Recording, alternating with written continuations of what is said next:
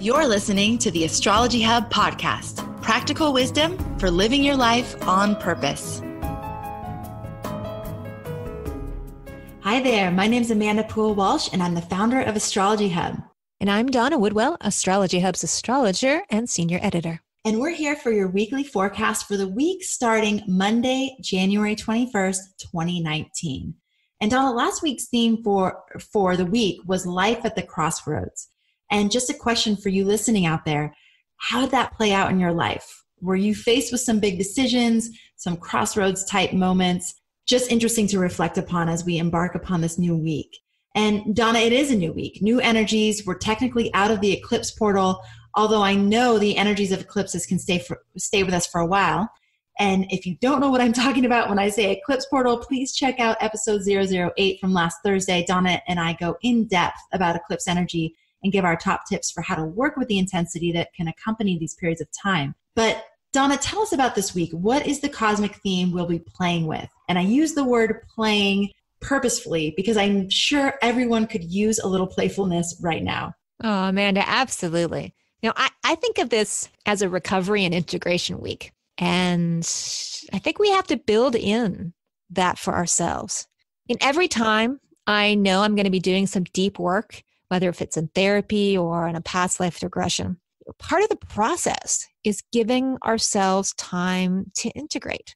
So just imagine moments when you've had a deep catharsis, or you've been crying over something for an hour or two or more, or you've had a shock to your system. It takes a little while to work through what that means and return to center. And if you try to just shove it all in a box like it didn't happen, you're losing the opportunity to reflect on that situation and find the real richness of it and weave it into the new story of your life. And so this really is a week to allow yourself to do that, to be kind and nurture yourself and give yourself whatever time you might need, if it's been complicated, to do that integrative work.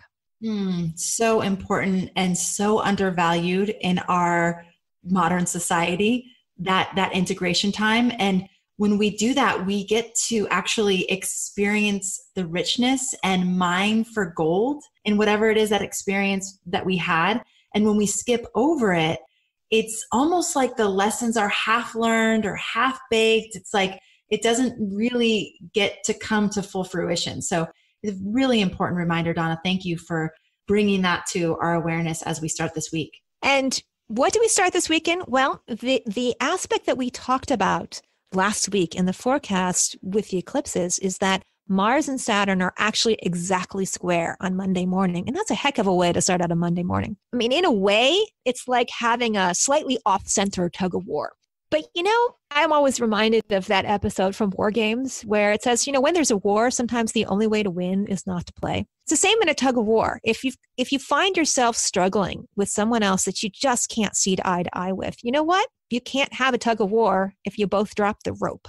War's over under those circumstances. So you might find yourself in a situation on Monday morning where there's friction, but it might be not the right time to address that situation. And you might either need more information or you just may need to be in a more centered emotional space to really recognize it's like, you know what, this isn't really important to me. Or maybe there's another way around this. And because you're so emotionally charged, you can't see clearly what that other way around it is. And the interesting thing about Monday, though, is that even though we have that difficult aspect in the early part of the day, it's not the case with Monday evening. So Monday later in the day, there's a very auspicious lineup, which astrologers call a grand fire trine, between the moon in more happy-go-lucky Leo still from where it was with the eclipse, but later in the sign, Mars in the fire sign of Aries, and Jupiter in fiery Sagittarius. Whenever these planets get together in a very harmonious way, there's a new optimism. There's a new feeling. You just think of fire. When you light a little fire and a candle on your desk, it makes you happy. That's why we light candles at all kinds of events. It keeps away the darkness. That light will give us a feeling of, yes, we can continue moving forward. We can find healing. There is a way out of this. And it also happens to be, in the United States at least, Martin Luther King's birthday. one of my favorite reflections when we celebrate that holiday is, he really stood for lighting candles in the darkness and standing up for a better, healthier, more equitable way of moving into tomorrow. And that there's something about his spirit that we can also keep burning brightly. We can keep that hope burning brightly within us. It seems like a very lovely thing to have happen as we celebrate MLK Day here. Absolutely. And his reminder of love, love above all else. Some other things that I do to tune into optimism, that feeling of optimism. One saying that I love that Tony Robbins says all the time is, life is happening for me. Just that reminder of life is happening for you. It's not happening to you or against you. It's happening for you. And all the things unfolding in your life are for your ultimate good, especially if you take that attitude. Astrology, of course, always keeps us tuned into a sense of optimism. There's a greater plan, there's a greater purpose, there's a greater sense of meaning. And then also connecting with others who inspire you, listening to the people that inspire you. Podcasts give us such an opportunity to do that these days. I'm just obsessed. And in those times when it's like, God, I feel down, I could use some help. It's like we have access to the voices and the light and the love of others all the time. And so just surrounding yourself with those messages when you do need that reminder that life is good can be so helpful. All right. So Donna, tell us about Tuesday. What's going on Tuesday? Well, talk about getting a sweet treat for the week. We have twice a year the planet Venus, which is the goddess of love. She's beautiful. Venus hangs in the sky right before the dawn or right after sunset. And anyone who spent some time looking at her, she's stunning in her glory. She's the brightest thing in the sky after the sun and the moon. Meets up with very optimistic Jupiter. And so we associate those. Those are the two benefic planets of all good things. And so there's something very sweet about Tuesday. It's one of those moments where ask for something that you've always wanted, and you might find that's exactly what you get. And certainly make time to give yourself a little treat in honor of their meeting in the sky because, hey, maybe it's a reward for just getting through the last week of our lives, but it just seems like such a nice moment. We don't want to miss it. Sounds like an opportunity to create a little ritual on Tuesday for Venus and Jupiter. And I love this idea of asking for what you want. And then you might be surprised at how fast you receive a yes or how fast you receive it. So maybe ritualize this moment and really let it sink in and experience the magic. I don't know for you, but sometimes, at least for me, we get so caught up in the doing, we forget to take those moments to look back and go, wow, I did that, and celebrate how far we've come. And it's such a nice moment of celebration. Absolutely. All right. So tell us about Wednesday. Yeah, because, back to work as usual. You may not be able to rest for very long on your laurels.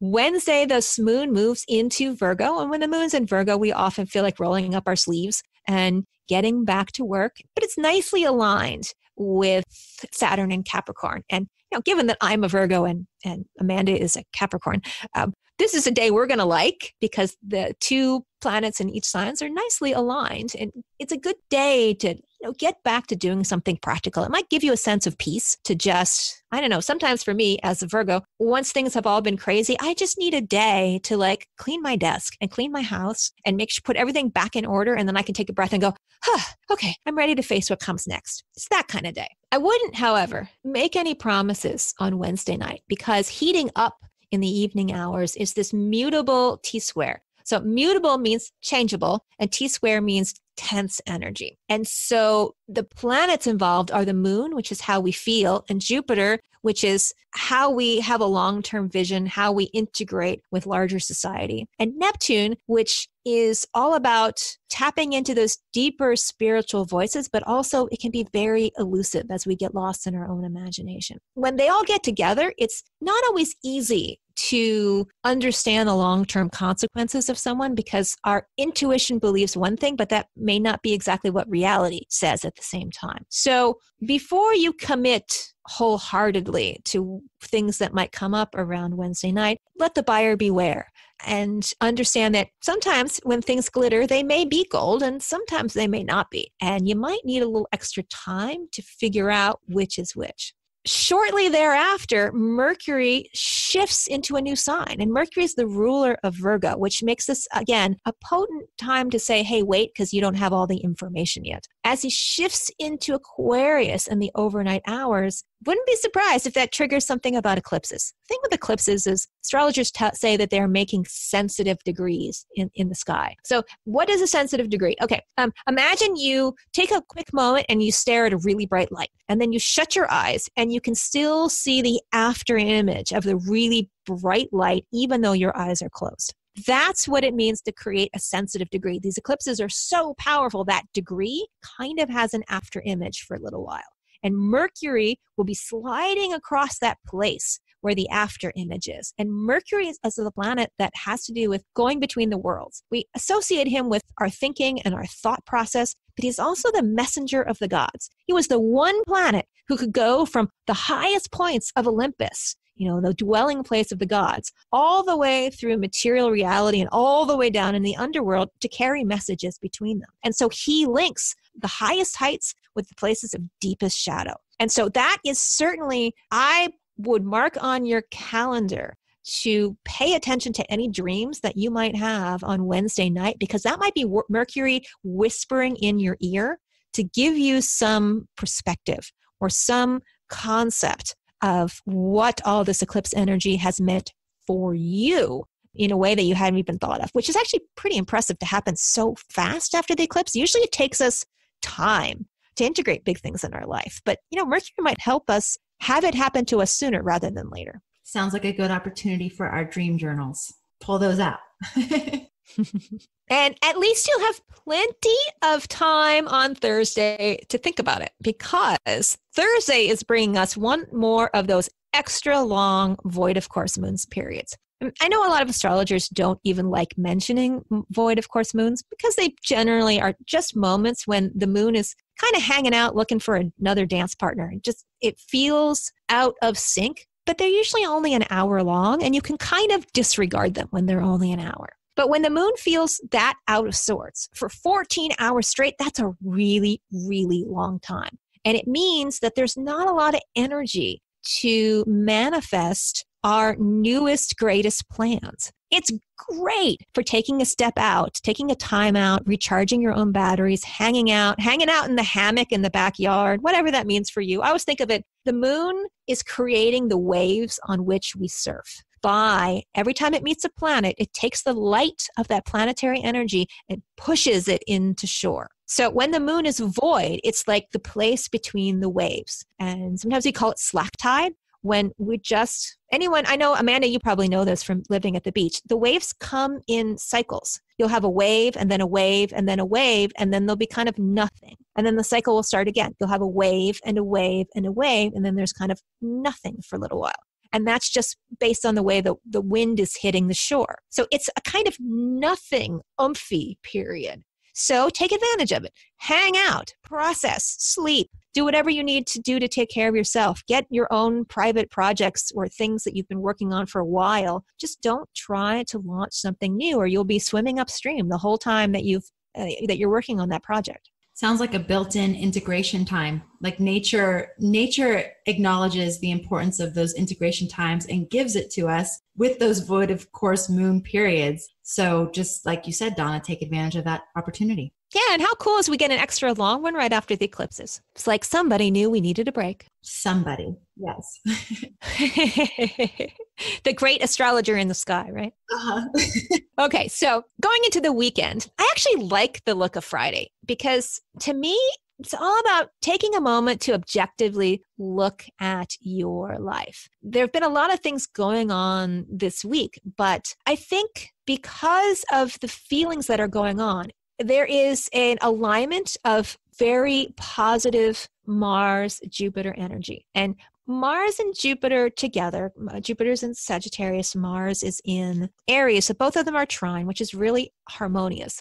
That trine of those two planets is often linked to one of the most powerful aspects for people who are entrepreneurs, for people who can roll up their sleeves and get it done and manifest that big vision and lead the way for others. The moon is dark, so that's not necessarily the best time to launch an entire new project, but there is something just positive and optimistic about moving forward. It's kind of like you have a chance to say, oh my gosh, all this stuff has happened. But deep inside, there's this feeling of a big fat yes, so to speak. That's the Mars and Jupiter. That makes you go, it's going to be okay. And this new normal, you may not be able to see all of what entails yet for you, but there's a positivity that comes with it that makes you hopeful for what's going to come next.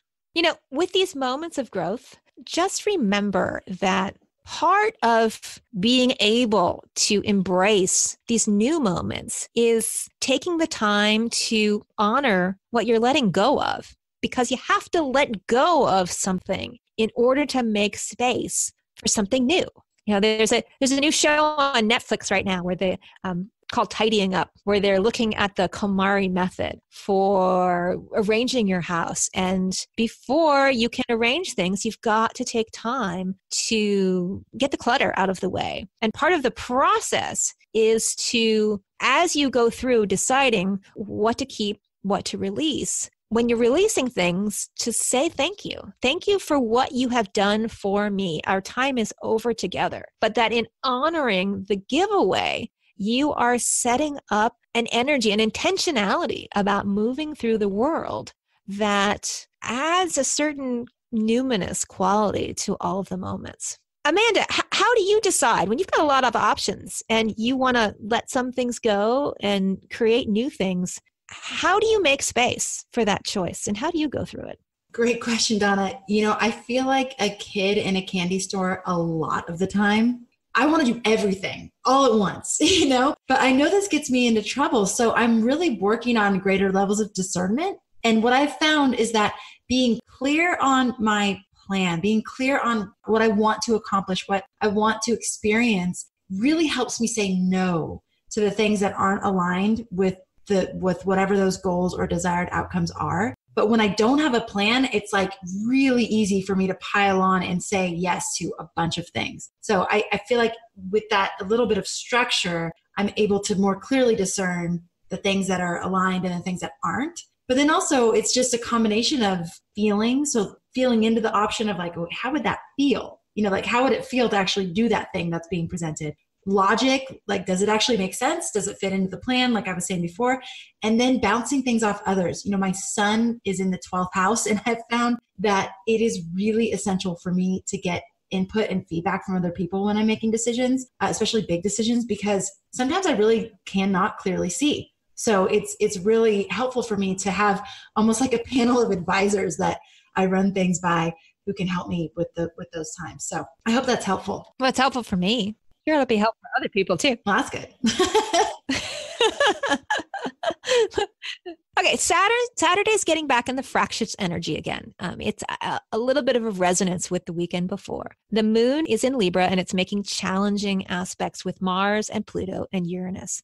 In fact, it may even be bringing up things from the past, 3, 4, or 5 years, because it's hitting the places where we've had that Uranus-Pluto square that dominated our energies, you know, in the early part of the 20-teens, the tweens. How do you call that?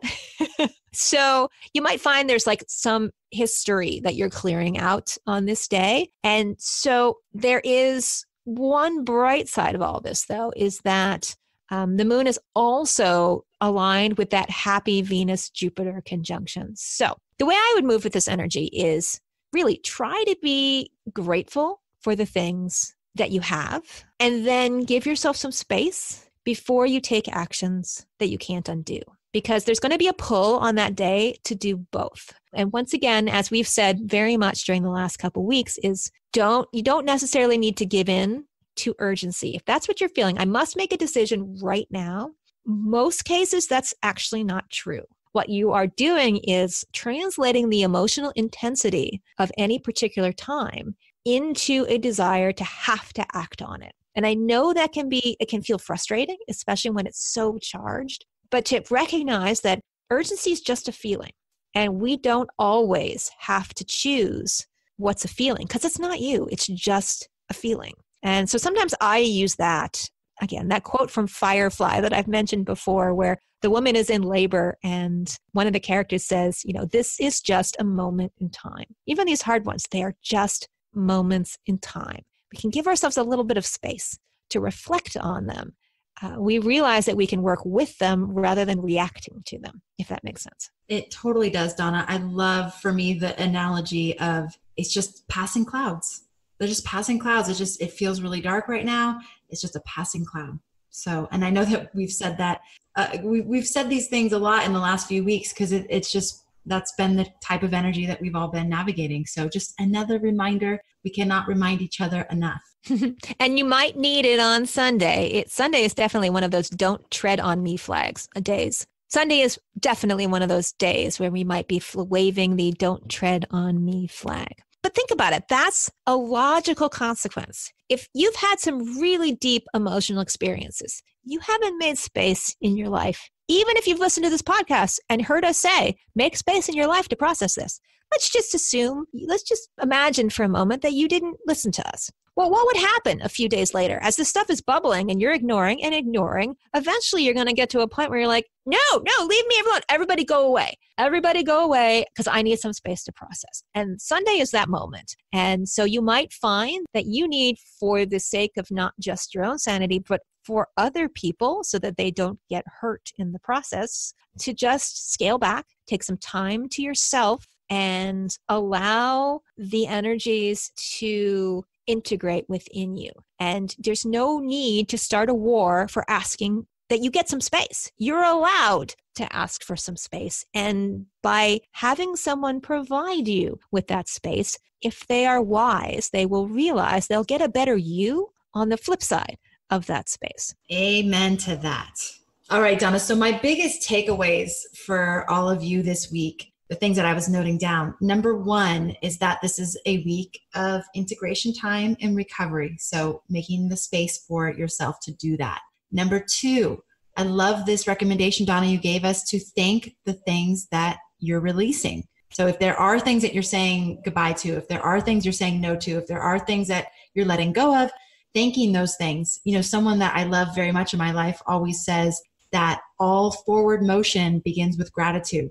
So giving that thanks to that thing will enable you to move forward with a totally different energy. And then the third thing is pause before taking actions you cannot undo. So take that pause before taking actions that you can't undo.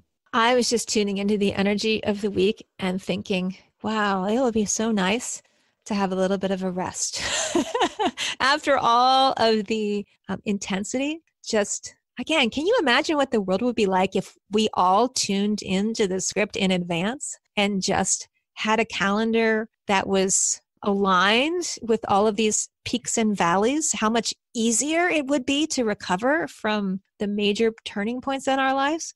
Oh my gosh, yes. I don't see that happening in the near future, but at least we all can work on that in our personal lives and our individual lives, just doing, and then there's the ideal, and it's like, oh, well, we should, have it all perfectly planned, and it's okay.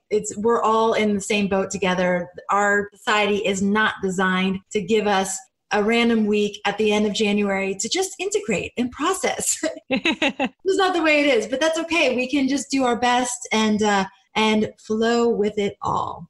And remember, for those of you who are enjoying this podcast, who are eager to learn more about astrology, who really want to tune into these cycles, you can do that with our inner circle. Our inner circle is open now for a very special enrollment period. If you'd like to take your studies further, and if you'd like to learn from some of the best astrologers in the world with a particular emphasis on your spiritual growth and finding and living your path in community, this is the place for you.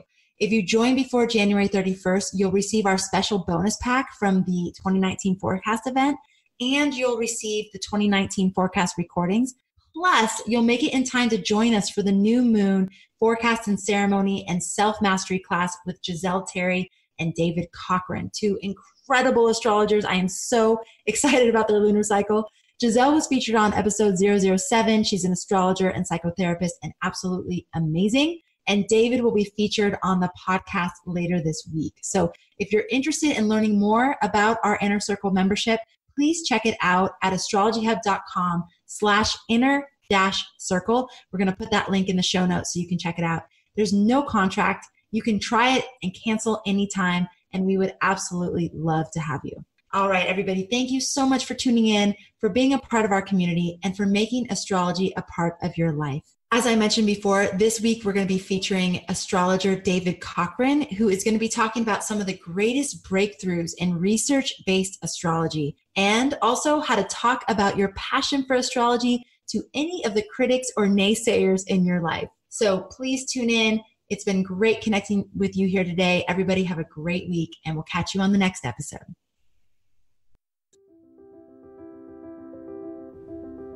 Are you ready to learn more about astrology, take your work with the moon cycles to the next level, and experience what it feels like to be supported by a thriving community of like-minded and like-hearted souls? Then we have the place for you. Join Astrology Hub's Inner Circle, a global community dedicated to spiritual growth, lunar forecast, and mastery classes with leading astrologers. Simply go to astrologyhub.com/inner circle to learn more and join us today. Reconnect with your childlike wonder of the universe and rediscover your place and purpose in it all. Join our Inner Circle today. Visit astrologyhub.com/inner circle and get in our Inner Circle today.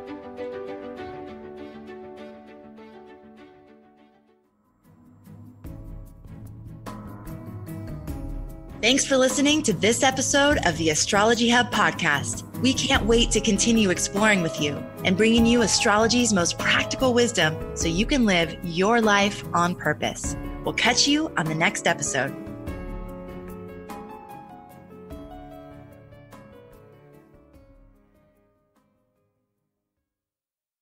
Hi, this is Chris Kaplan, the producer of the Astrology Hub podcast. This episode is over, but check the show notes for links to products and services you've heard about during this episode. And if you enjoyed our show, please subscribe and rate using the subscribe button wherever you listen to your podcasts.